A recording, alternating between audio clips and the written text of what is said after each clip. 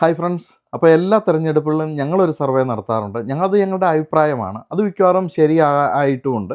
അതുകൊണ്ട് തന്നെ ഈ തവണത്തെ ഞങ്ങളുടെ അഭിപ്രായം ഞങ്ങൾ പറയുകയാണ്. അപ്പം കേരളത്തിൽ ക്ലിയർ മെജോറിറ്റിയോടെ UDF അധികാരത്തിൽ വരും എന്നാണ് ഞങ്ങളുടെ കണ്ടെത്തൽ. ഒരു 75 പ്ലസ് അതൊരു 85 വരെ വരാം. അപ്പോൾ കോൺഗ്രസ് പാർട്ടിക്ക് കിട്ടാൻ പോകുന്ന സീറ്റുകൾ എന്ന് പറഞ്ഞാൽ 45 പ്ലസ് ആണ്.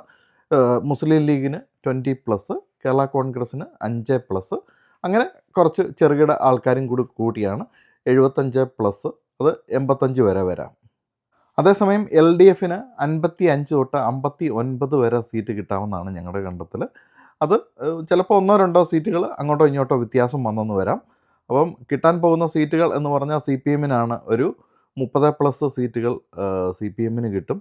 അതുപോലെ CPIക്ക് ഒരു 12-ൽ താഴെയാണ് ഞങ്ങളുടെ പ്രതീക്ഷ.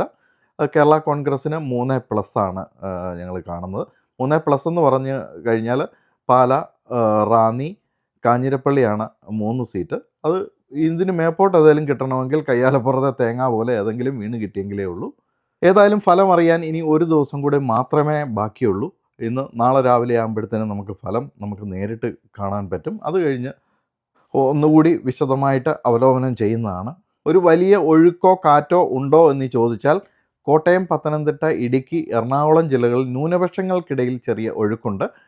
അതല്ലാതെ മലപ്പുറം, കോഴിക്കോട് ജില്ലകളിൽ UDFന് അനുകൂലമായിട്ട് ചെറിയൊരു തരംഗമെന്നോ അല്ലെങ്കിൽ അനുകൂലമായ ഒരു ഒഴുക്കെന്നോ ഒക്കെ പറയാം. അത് ന്യൂനപക്ഷങ്ങളുടെ ഇടയിലാണ് കൂടുതലായിട്ട് അത് കണ്ടുവരുന്നത്.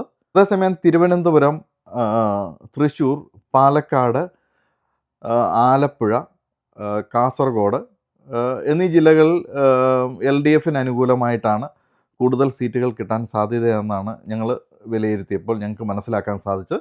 ഏതായാലും നമുക്ക് ഒരു ദിവസം കൂടിയേ ഉള്ളൂ. UDF ക്ലിയർ മെജോറിറ്റിയോടെ അധികാരത്തിൽ വരുമെന്നാണ് ഞങ്ങളുടെ കണ്ടെത്തൽ.